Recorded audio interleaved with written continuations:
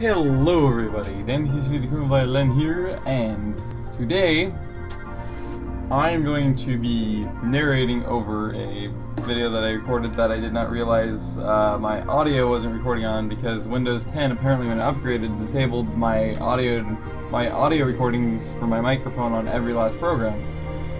So, with this being said, there's a lot of cool new things with the Windows 10 version of Minecraft, and at current time in the video what I am doing is I am messing around with the different menus and controls and kind of trying to explore them and see what they have.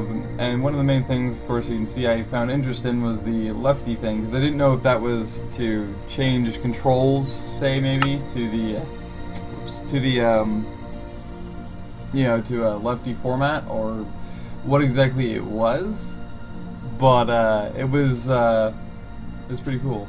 Now, I'm messing with the render distance too, and if you didn't see it in the background there in the video, behind the options there, how quickly the world spawned in from the second lowest rank to the second lowest rank in render distance to the highest. It loads so quick, and even there, from the lowest to the highest, it takes a lot longer. But it's still just so seamless and quick. It's actually just amazing.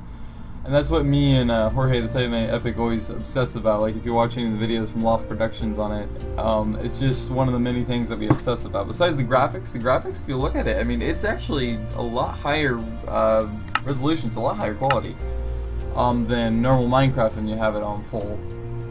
It's just they updated the quality and the graphics so much. It's actually really, it's just actually obsessively cool. It just grows on you so quickly. The land generation seems to have changed slightly as well, which later on you will see me see that. And also later on you'll see me go back into the menu at the controls to try and figure out exactly maybe why they only, why I can't seem to change my controls, because it forces you to use the defaults. So if you're not used to WASD and all the other typical controls, like I'm not, then you're forced to use it that way, which means yesterday what I eventually ended up doing is I flipped in fact I think I'm doing it right there, because I'm flipping my, now I'm about to take a screenshot with screenshot, because I found out that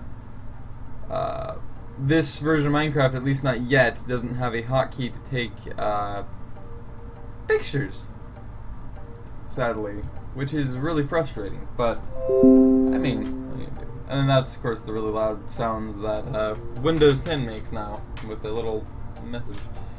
Anyway, yeah, so it's just really cool, and eventually you'll see at night, she posted a few pictures of it on Twitter last night, very late, later on a little bit in the video, that for me it was accessible. It was a really cool mountainous island that just jutted up really high, just kind of like pinnacles, like spikes. It was really cool. Yeah.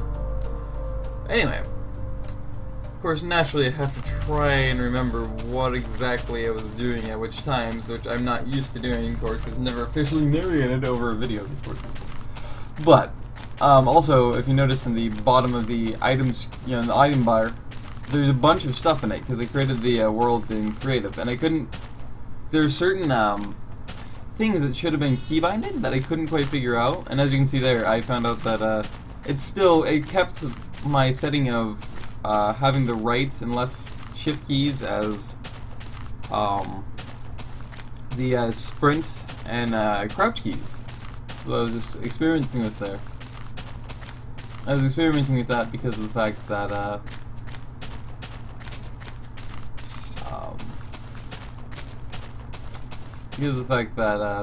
I was just wondering if the keys were the same, and it turned out that they weren't, because I just went instinctively to that, and it turned out it worked, and I just got kind of bombarded up top of the head, because I'm like, wait a minute, the default for that is supposed to be, right or left and, shifting control for sprinting and crouching. It was weird. Anyway, as you can see there, there's new boats I think a little later I point that out, that I forgot to show that. And that's another thing that is kind of interesting. They have a lot of 1.8 aspects, but one of the things they don't have in 1.8 is it doesn't, the sheep don't seem to drop meat anymore. They don't drop the mutton. So that's kind of a sad and frustrating thing. Also, I made those poor baby sheep orphans. I just now realized. You know what? It's really sad. Anyway, now I kind of want to cry. I'm a horrible person. Anyway. Oh yeah, and you just hear that. It was really exciting for me once I dropped that. I was like, oh my god, that's a brand new sound effect for falling. That's really, really cool. It has more of a crunch sound. That's another thing that Sunday Epic pointed out in that video he posted with the Loft Productions group, was that the sounds seem more seamless. However, he did not fall, so he did not get to show off the fact that the sound is for falling is different, which is really cool. Anyway, so that's what I was trying to showcase when I was killing the sheep, was the fact that they don't drop meat, which they don't drop the mutton anymore for some bizarre reason, which is really sad. But anyway, so what I was trying to say about the item bar is that Creative World and Creative and there's certain keys that, you know, we're all familiar with that are default or not, and options and stuff to change the game mode. It seems if you create your world in creative, you're forced to keep it in creative, and if you spawn it in survival, then it seems you're probably forced to keep it in survival, therefore. However, I did not test that, but I did want to go into survival mode, of course, and it didn't quite work. And if you notice the sunsets, the graphics on the sunset are a lot different, and then I start here pretty quickly, I'll start to really point out and notice the fact that the lighting is very dynamic, which is really cool because it's a lot more realistic and it's just an aesthetic that I really like. I actually tend to really like aesthetics. You notice the twilight, which is right there, is where I'm going to start to point that out. Look at that. It's so cool because, you know, normally at that point you're just about pitch black already. And instead, it's actually dynamically lit. So it takes a good amount of time to, you know, for it to finally get dark, as it will get. You still see the slight glow of the sun just going beneath the horizon, so it's really, really cool to see that. Anyway, and once I get a little bit into this village, another cool thing about the villages is the houses seem, and the spawn of how they spawn is a lot more also seamless and smooth. But you notice the lighting in the houses are a lot more dynamic as well.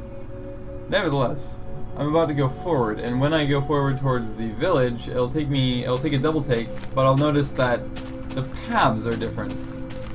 And if you can't see that already, right there, I had to suddenly then look down once I jumped and realized the paths are different.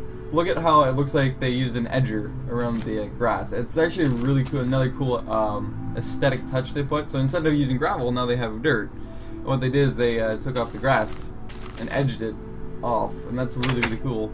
Something I wish they changed is they put something inside of these houses like that, but I guess those aren't really supposed to be village huts or anything. They're really supposed to be hovels. I'm not entirely sure. It just makes you, you know, it's kind of cool because it makes you think and wonder. And then of course I forgot that was in creative mode there. So like, oh crap, that's right. Damn. Anyway, and I'll kind of get to showcase a little bit of the dynamic lighting torches by putting torches down in the librarian's house, which of course is what we're in right there. Yep. There we go. And yep. And it's really cool because you notice that it doesn't light up as much, and it's a little more dynamic in how the light sprawls and spreads. So you notice once it hits a little ledge, like the torch behind me, as I'm going to take, of course, another snapshot, because again, unfortunately it doesn't have a snapshot button, it doesn't seem. However, I did find when I opened, although I think it's a Windows hotkey instead, but it gave me a tooltip when I opened 1.9 the other day for this, or yesterday for the stream. Of course, that was an accident because I wasn't creative. I'm like, crap.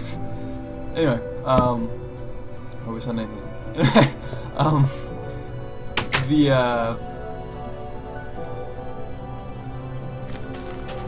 It gave me a tooltip that the hotkey was the Windows key plus Alt plus print screen, I believe, to take a snapshot. Anyway, as we head over this way, you start to see a little bit of right there. I just kind of look at it and notice, wait a minute, that spawn of land there looks amazing. That's about to where I can really show where I thought it was maybe a different biome, and it turned out that it wasn't. It was actually just I believe it was part of the Extreme Hills biome. But the Extreme Hills biome is apparently it's able to now spawn these kind of spike islands where they just like there's sudden spiked bits of land sticking out of the water. So I'm right there now. It's just on the left side of your screen there, just to the left of us. Of course, I'm going to take a picture of that a little bit later and a bunch of other snapshots of this area because I just find it so interesting, the render distance and how the render distance looks at the furthest like this, and the land generation in general. I mean, it looks a lot more natural, you know, and real world, you know. If you can see just how like the bays kind of come in, how the peninsulas are formed, and how, you know, it actually gets really flat once it reaches an ocean biome. It actually gradually becomes flat, and of course, when it's a mountain, you know, there's something like Extreme Hills hitting the ocean, then it also looks a little bit more realistic. So instead of just simply having the mountains just into the water, whether it's a you know, a seawall, a natural seawall like a cliff, or you know, the just gradual steep kind of build down into the water, and never really having anything that suggests that, oh, you know, the land's going to erode and it's going to create little, you know, mountainous islands. Well, that's what this thing is off the left, is what it looks like. And if you look, it just, there's random little islands and little bits of like sandbars. Like that little peninsula, little spit right there of sand is actually, that's actually what it is essentially it's a sandbar. And you can see another island off to the left a little bit there, right there, as I kind of notice it. But you just look at it, and it's just so much more natural, and it's just so cool to see something that, you know, you've never seen before. Personally, I've never seen anything like that before, to where, you know, there's something like this, where there's this mountainous ice spice biome, or, you know, a mountainous island, except for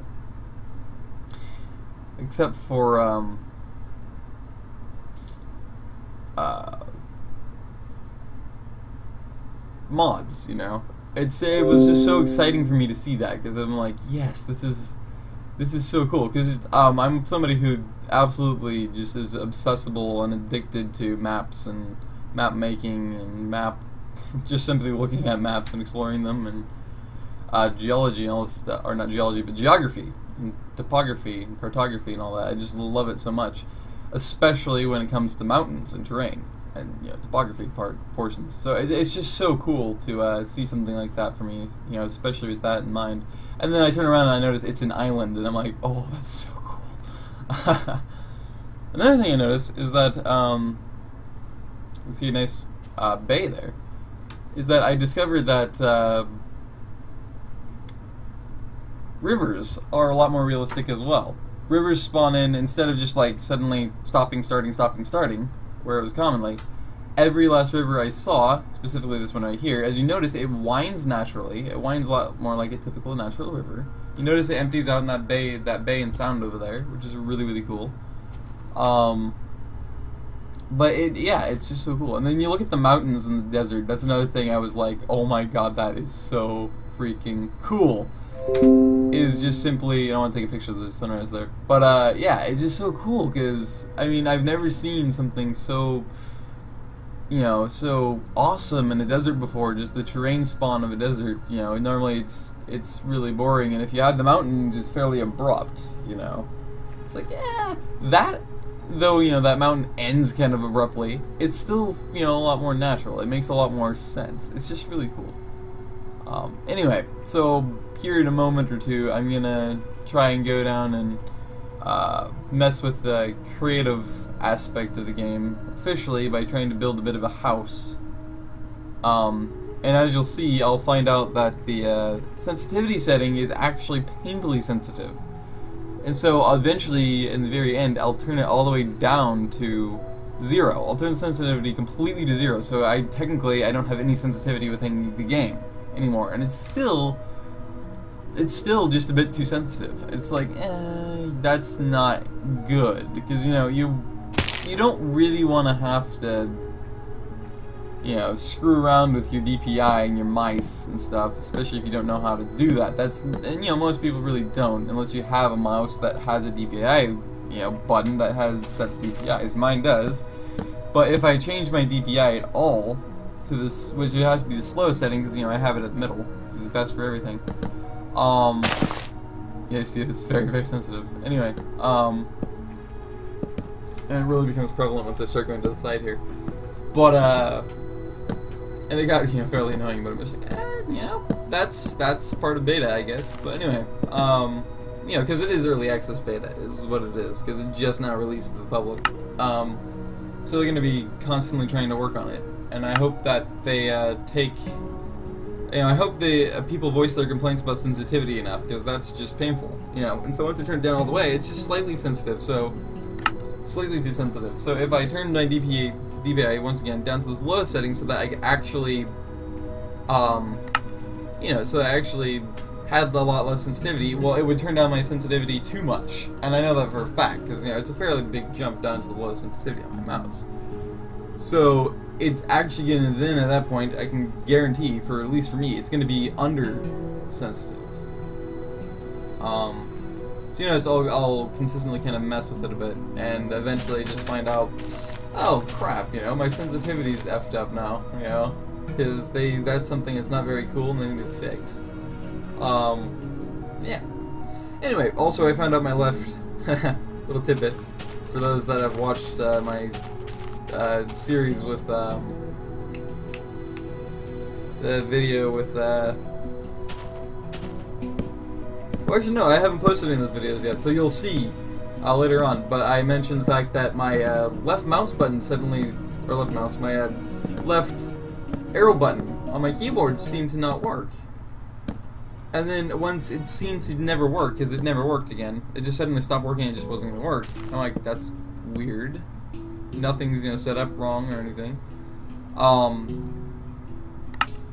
You know, I'm like, that's weird. But then eventually I'll find out it's like, now my right key apparently decided, since my left key apparently died, it needs to use my right arrow key as the left arrow key. But I still can't go right now, turn to the right, because I don't even have an inversion anymore, because my left mouse key is dead. Like, ugh. And eventually, it just happens so commonly, I'm like, I think my left mouse key is dead. And then, you know, eventually, I wasn't very observant, words, anything else. And so, I'm like, you know, I didn't even notice. And then I realized in each of the games I was playing otherwise, my left mouse button worked fine. So, my keyboard, my left arrow key sort of worked fine. God, I'm suddenly going brain dead. Anyway, so you know, it's not actually dead. It works fine. So it worked fine in here, as you probably can tell so far. The movements I've made. It's just something, I guess, getting messed up with some of the mods in that series. Anyway, yeah. So back to this. You see me turn the sensitivity down right there to 0. And you see, it seemed to work fine. I just got convinced, and I started going speedier to test really if it was truly, you know, not that sensitive. And it's still slightly too sensitive, as you can see, because, you know, it happened a lot less commonly, but it's still a little too sensitive. So, and also it seemed right there, as I noticed, it seemed to have messed with my sensitivity to the wrong extent, because it actually seemed that now my sensitivity for looking around was turned down too far. Just do a little bit, and so it's like, crap, you know, because it, you know, that's not good either, because that means that turning on sensitivity for moving around and looking, and then of course placing blocks, is not balanced. It's actually at an imbalance, which is never good. Anyway, here I think it's where I try and find particular blocks to do some things like boats, I think is what I was doing, and I was gonna try and showcase a few other things. Some new blocks.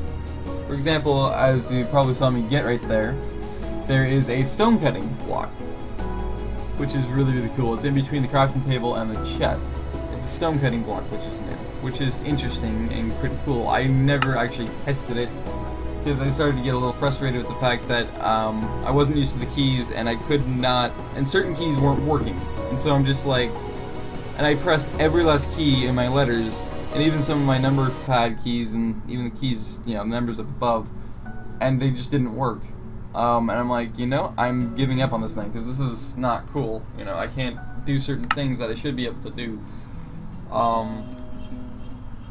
And this is actually gonna be quite a while, if I remember correctly. Especially considering then I replaced it. I didn't realize that apparently now you have to physically move your inventory to the next slot in order to replace something in your inventory, which is not something you had to do priorly. However, I do believe, you know, a lot of people are saying this is a direct port of Xbox, and a lot of people are arguing this is a direct port of Pocket Edition.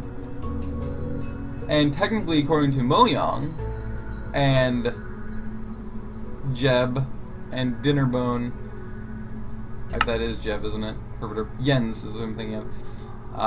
Anyway, those two, the main two guys at Mojang that everybody looks to for Minecraft stuff. And right there, I was trying to figure out if gas tier is the same because it looked kind of different to me. Anyway, had a slightly more bluish tint to me, so I was kind of a little bit confused. But anyway, yeah. So they said, along with even some Microsoft game devs and executives, they're just like, you know, it's not direct port. And they explained why. It's kind of a combination between some features of Java, Xbox, and Pocket Edition. And I can see the Xbox things for sure. Pocket Edition I can't necessarily see, except for, I guess, the you're forced to, you know, select a different item slot in order to replace, because I actually do vaguely remember that. Having to do that, although of course it was a lot older version of Minecraft Pocket Edition, but nevertheless, yeah, so, I mean, that was really annoying, but anyway,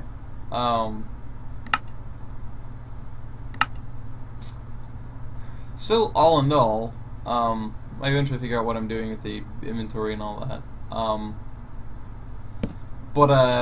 yeah, so I was trying to figure out, you know, why people are thinking what they're thinking, other than, you know, it does seem and kind of a little bit remind me, okay, yeah, to a moderate extent, it definitely a good bit reminds me of course I'm showing off the river, how it spawned there.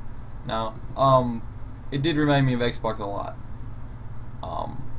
Oh yeah, I forgot to mention, the trees are, the coolest thing about the trees is that the trees are bigger. All the trees are a lot bigger, which is really, really cool. You notice all the oak trees are actually a lot bigger. I mean, oh, that's so cool, I love that.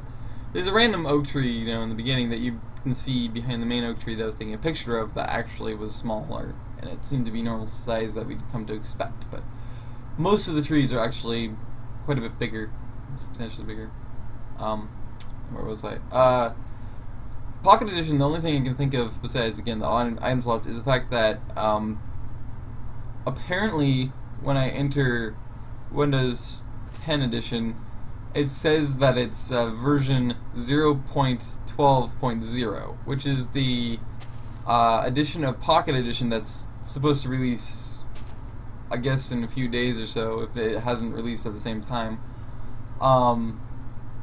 So I could see how people would automatically think, no, actually it's a direct port of Pocket Edition, because they're all saying, oh, that's supposed to drop, I guess, probably on the same day, which means that it's actually got to be a direct port of Pocket Edition. Now, I don't know for sure if it is a direct port of any of those or not, and they're just trying to convince us that it's not, but who knows. Anyway, as you can see now, I'm trying to showcase that the river is actually going to dump from it, you know, it goes from its spawn point, you know, from the spring down, its source, that's what it's called, and going to flow into the Sound / Bay over there, which is really, really cool. I can see the river gets, you know, consistently wider. Then its mouth, it's slightly more wide. I mean, that's just so cool. And then you notice right there, as they fly over, another cool thing that I've never heard of or seen, and being in Minecraft, is, look at that. The mushroom trees are spawning inside water. And it's just so cool. And then I just noticed that there's another river flowing out there too. Yeah, it's just so cool. And then yeah, I remark about the fact that you can actually see to the bottom of the water there when flying over, and that was something that I've never experienced really before either, especially in the way it was. Also, I have the you know, the graphics and textures at the highest possible as well, besides the highest possible render distance. And again, everything runs perfectly smooth. You know, I'm using my recording software, which uses on average about 20% of my CPU. I don't know how much the game is exactly using, but obviously it never spiked to a point where it would cause any stutters.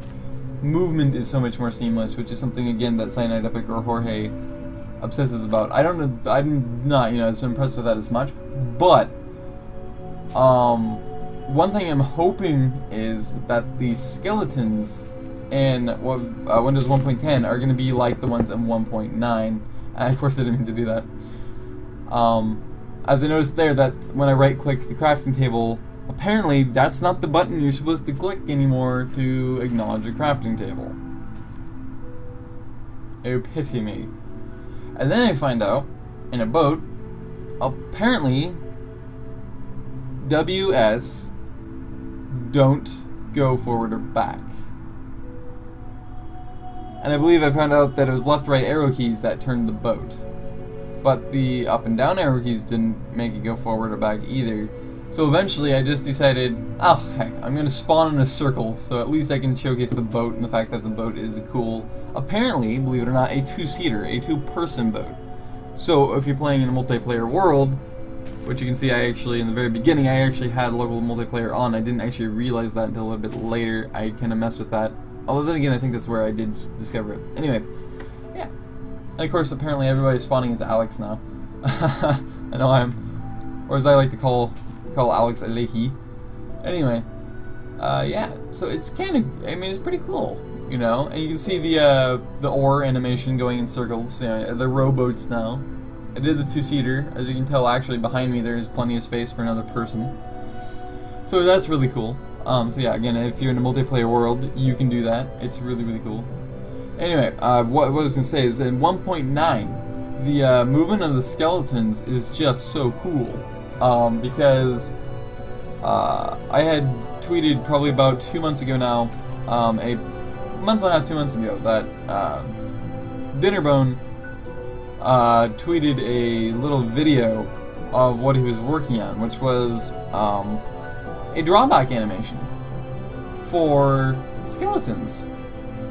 So they actually had a time, they gave you now a time and a predictability of when about, you know, how much time you had and when about you're probably going to be shot.